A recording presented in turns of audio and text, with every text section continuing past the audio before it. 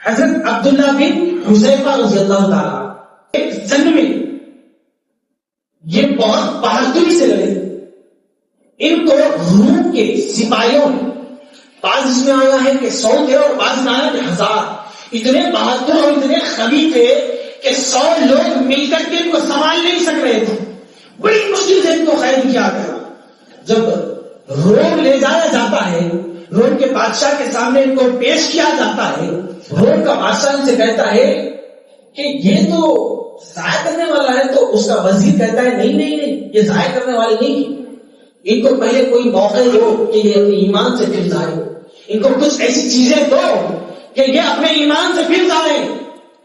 تو بادشاہ بلاتا ہے، کہتا ہے کہ سنو، میں تم کو دولت دے دوں گا. تو کہتے ہیں نہیں، میں جس کے عشق میں ہوں نا اس کے سامنے یہ دولت کچھ نہیں. کہتا ہے کہ میں مجھے منصب دے دوں گا.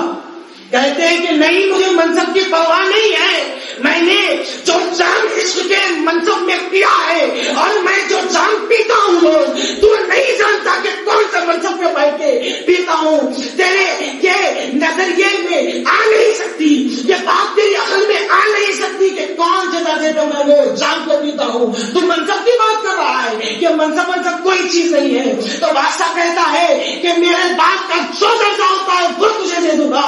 تو حضرت عبداللہ کو نہیں مانتے تو پھر ان کو قید میں رکھا جاتا ہے.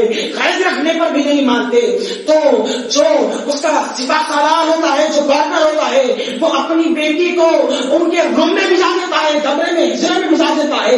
کہتا ہے کہ ان کو جس طرح سے ہو سکے بھٹکاؤ، جس طرح سے ہو سکے ان کو بھٹکاؤ. جب عبداللہ یہ دیکھتے ہیں کہ قید آ رہی ہے تو سب سے بہترین اپنے رب سے گفتگو کرنے والی چیز پہ لگ جاتے ہیں، مصلی بھی جاتے ہیں اور نماز پڑھنے لگتے ہیں. نظریں نیچی ہے، نظریں نیچی رکھی ہوئی ہے. ایک حسینہ زمین جو اتنا قوت والا ہے کہ 100 لوگ جس کو قابو میں نہ کر سکے، ایک عورت آ کے سامنے کھڑی ہے، نظریں نہیں اٹھا رہا. اب وہ جو عیسائی کی بیٹی ہوتی ہے، وہ جو گورنر کی بیٹی ہوتی ہے، وہ حیران ہو جاتی ہے، پوچھنے لگتی ہے بتاؤ تم کیوں ایسا کر رہے ہو، تم میری طرف دیکھ بھی نہیں رہے. تو کہتے ہیں میں نے روح مصطفیٰ کو دیکھا ہوا ہے، ان کی رنگت کے سامنے ہر چہرے کی رنگت پھیکی ہے. کہتے ہیں کہ میرا سودا، میری بیعت، میں بک گیا ہوں بازار مصطفیٰ میں.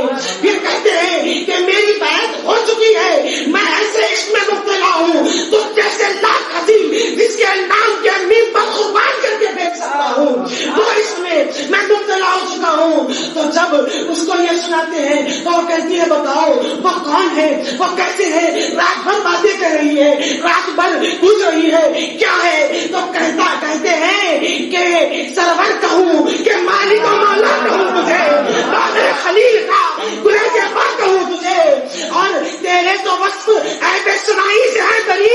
حیران ہوں میرے ساتھ کہ کیا کیا کہوں تجھے، حیران ہوں میرے ساتھ کہ کیا کیا کہوں تجھے. لیکن رضا نے ختم سخن اس میں کر دیا، خالق کا بندہ قلب کا آقا کہوں تجھے، خالق کا بندہ قلب کا آقا کہوں تجھے. جب رات کا پورا پہلا گزر ہو جاتا ہے، صبح ہو جاتی ہے. جب صبح ہوتی ہے تو وہ گورنر آتا ہے، پوچھتا ہے بیٹی سے کیا ہوا. حضرت عبداللہ کے رجحان سے منہ پھیرے پوچھتا ہے تو کہتی ہے کہ وہ ایمان سے منہ نہیں پھیرے مگر میں ایمان لے آئی ہوں، میں ایمان لے آئی ہوں. آقا میرے آقا کے تذکرے ایسے ہیں جو سنتا ہے دیوانہ ہو جاتا ہے، جو سنتا ہے ان کا عاشق ہو جاتا ہے. عزیزان ملت اسلامیہ، اس کے بعد وہ بادشاہ بلواتا ہے، ان کے سامنے ایک آگ میں تیل ابالتا ہے اور ان کے سامنے ایک کو اس میں ڈال دیتا ہے. جب ڈالتا ہے تو پورا گوشت ہو جاتا ہے اور ہڈیاں نکل جاتی ہے. تو سارے خطار رونے لگتے ہیں. وہ پوچھتا ہے اے عبداللہ کیا خوف کر گئے ہو، اے عبداللہ کیا ڈر گئے ہو. تو کہتے ہیں نہیں، میرے پاس بھی کوئی یہ غم ہے کہ میرے پاس صرف ایک جان ہے، کروڑوں جان بھی ہوتی تو قربان کر دیتا. اسی لیے بریلی کے احمد رضا نے کیا خوب کہا ہے کہ تیرے نام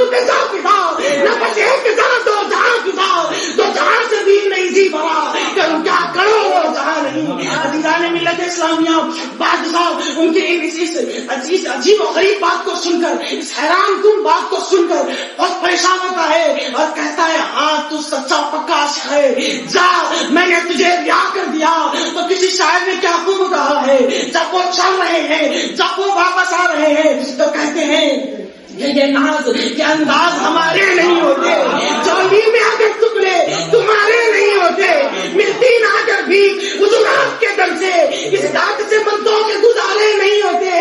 اور پیغام ہی فکسائی ہے بازار نبی میں، اس شان کے سودے میں خسارے نہیں ہوتے، انسان کے سودے میں خسارے نہیں ہوتے، انسان کے سودے میں خسارے نہیں ہوتے۔ عزیزان ملت اسلامیہ، وقت